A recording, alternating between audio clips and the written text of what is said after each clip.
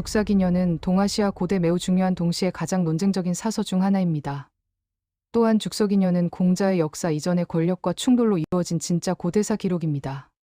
하여 이번 시간에는 죽서기년과 사기의 10가지 핵심 쟁점을 기준으로 두 사설을 완전히 해체하여 비교 분석을 앞으로 10편에 걸쳐 방송을 하겠습니다. 오늘은 그 첫 번째 시간으로 죽서기년과 사기의 핵심 비교 분석 가운데 왕위 계승 방식을 중심으로 단순 요약이 아니라 역사관, 정치 철학, 문명 해석의 차이까지 포함하여 상세하게 정리해 보겠습니다. 1편 왕위 계승 방식입니다. 왕위 계승 방식은 단순히 누가 다음 왕이 되었는가의 문제가 아닙니다. 그것은 한 문명이 권력을 어떻게 이해했는가, 그리고 역사를 어떤 방식으로 정당화했는가를 보여주는 핵심 지표입니다. 사기와 죽서기년의 차이는 바로 여기서 가장 선명하게 드러납니다. 왜 왕위 계승 방식이 중요한가? 이는 고대 국가에서 왕위는 단지 통치 자리 하나가 아닙니다. 왕위는 곧 다음과 연결됩니다. 하늘의 명령, 즉 천명과 국가의 정통성과 통치자의 도덕성과 백성이 복종해야 할 이유와 그리고 문명이 자신을 설명하는 방식입니다. 따라서 왕위가 어떻게 넘어갔는지를 설명하는 방식은 곧 그 문명이 자신을 어떤 세계로 그리고 싶어 했는지를 보여줍니다. 먼저 사기의 왕위 계승 방식입니다. 사기에서 가장 대표적인 고대 계승 구조는 다음과 같습니다. 요임금이 순에게 왕위를 넘기고 순임금이 다시 우에게 왕위를 넘긴다. 이 계승의 핵심은 선양입니다. 선양이란 왕이 자신의 혈통이나 사적인 욕망을 앞세우지 않고 더 덕이 높고 능력이 뛰어난 자에게 스스로 천하를 맡기는 방식입니다. 즉, 왕위는 세습 재산이 아니라 공공의 책임으로 이해됩니다. 사기에서 요임금은 자신의 아들에게 왕위를 주지 않고 순을 발탁합니다.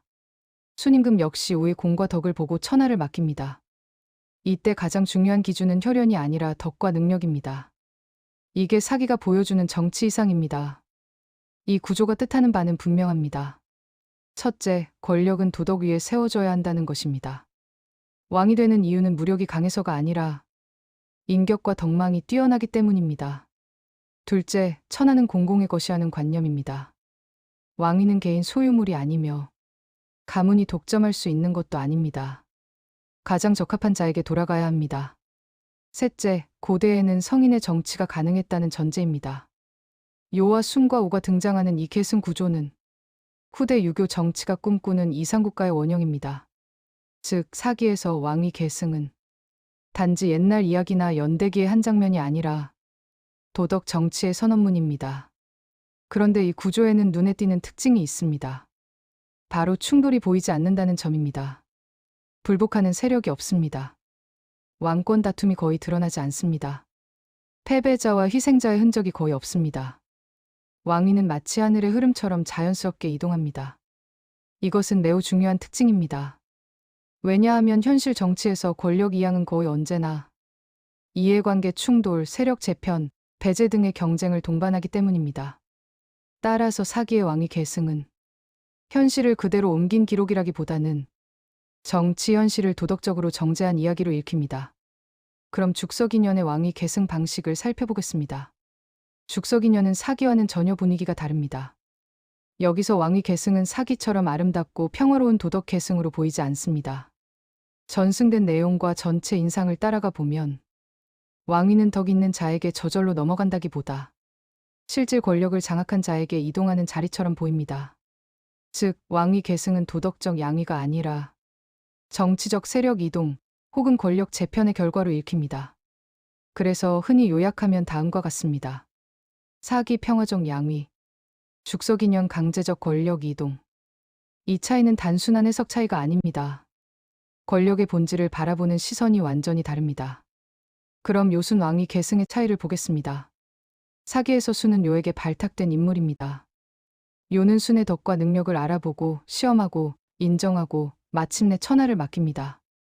이 과정은 거의 스승과 제자 혹은 성군과 성인의 관계처럼 보입니다. 그러나 죽서기년적 흐름에서는 순의 부상은 더 이상 그렇게 순수하지 않습니다. 순은 단지 선택받은 인물이 아니라 권력의 중심으로 이동한 인물로 읽힙니다. 이 경우 요와 순 사이에는 신뢰와 양위의 관계보다 통치권 이동과 긴장 관계가 더 강하게 느껴집니다. 즉 사기에서는 요가 순을 높여주었다가 중심이라면 죽석인연에서는 순이 실제 권력의 중심에 들어섰다는 쪽이 강조됩니다. 또한 순우 왕위 계승의 차이를 보겠습니다. 사기에서 오는 치수의 공을 세운 영웅이며 그 공과 덕을 인정받아 천하를 맡는 인물입니다. 이 역시 선양 구조 안에서 해석됩니다. 하지만 죽석인연의 시선으로 보면 우의 등장은 단순한 도덕적 승계가 아니라 새 질서를 장악한 인물의 등장입니다.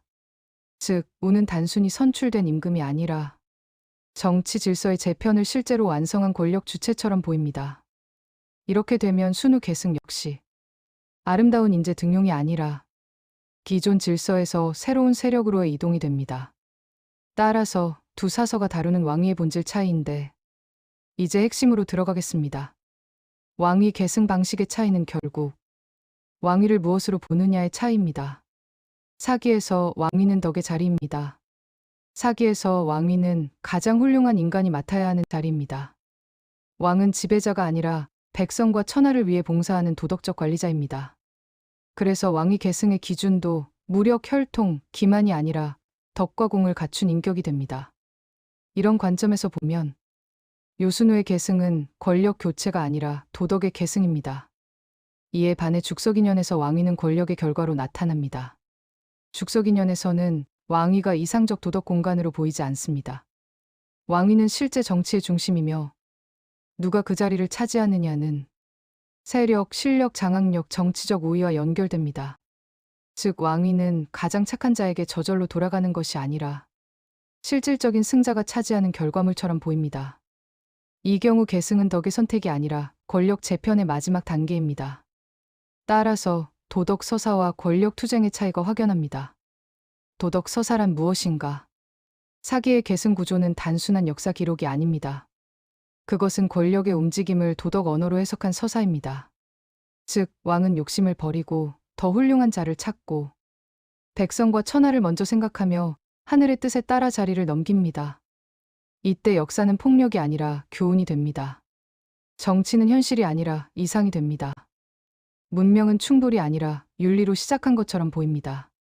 이것이 곧 도덕 서사입니다. 반면에 권력 투쟁이란 무엇인가? 죽석인연이 보여주는 계승의 흐름은 다릅니다. 여기서 왕위는 도덕적 양위의 결과라기보다 정치 현실 속에서 이동한 것입니다. 즉, 누가 권력을 장악했는가? 누가 기존 통치자를 밀어냈는가? 누가 새 질서를 세웠는가? 누가 그 결과를 정당화했는가가 중요해집니다. 이 경우 역사는 윤리적 우화가 아니라 실제 권력의 흐름이 됩니다. 이것이 곧 권력 투쟁의 역사입니다. 그런데 왜 사기는 선양을 강조했는가? 사기가 선양을 강조한 이유는 분명합니다.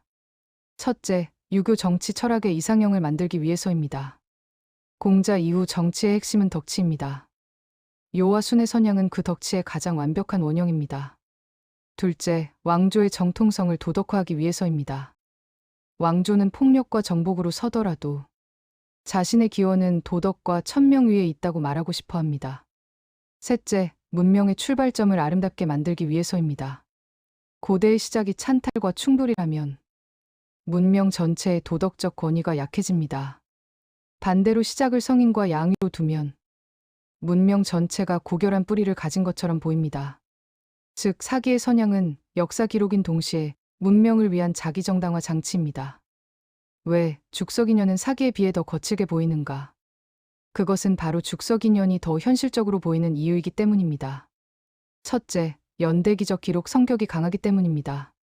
사건을 시간순으로 기록하는 방식은 도덕적 미화보다 실제 사건의 이동을 더 잘 드러냅니다.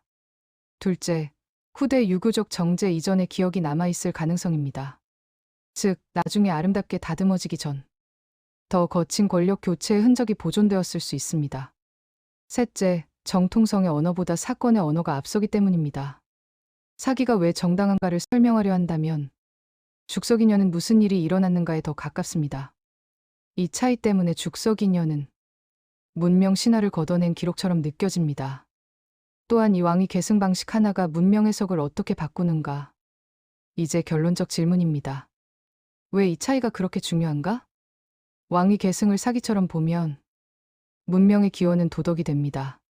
처음부터 성인이 있었고 가장 어진 자가 통치했고 권력은 덕에 의해 이동했으며 하늘과 인간의 질서가 일치했습니다. 그러나 왕위 계승을 죽석인연처럼 보면 문명의 기원은 권력이 됩니다. 처음부터 세력 경쟁이 있었고 권력은 속에서 이동했으며 도덕은 후대의 정당화일 수 있고 질서는 승자의 재구성일 수 있습니다. 즉, 왕위 계승 방식 하나만으로도 문명 전체가 달라집니다. 이를 쉽게 압축하면 사기는 말합니다. 가장 어진 자가 왕이 되었다. 그러나 죽석인연은 실제로 권력을 장악한 자가 다음 시대를 열었다. 그래서 전자는 명분의 역사이고 후자는 현실의 역사입니다. 전자는 정치 윤리의 이상형이고 후자는 권력 구조의 기록입니다.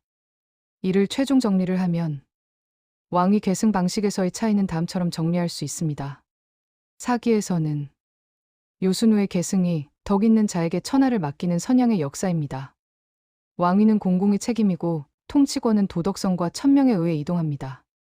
여기서 역사는 교훈이며 문명은 윤리 위에 세워집니다. 반면 죽석인연에서는 왕위 계승이 그렇게 평화롭고 도덕적으로 보이지 않습니다. 왕위는 실제 정치 세력의 이동 결과이며 계승은 권력 재편과 장악의 과정으로 읽힙니다. 여기서 역사는 권력의 흐름이며 문명은 충돌 속에서 형성됩니다. 결론으로 사기에서 왕위 계승은 덕의 승계이고 죽석인연에서 왕위 계승은 권력의 이동입니다.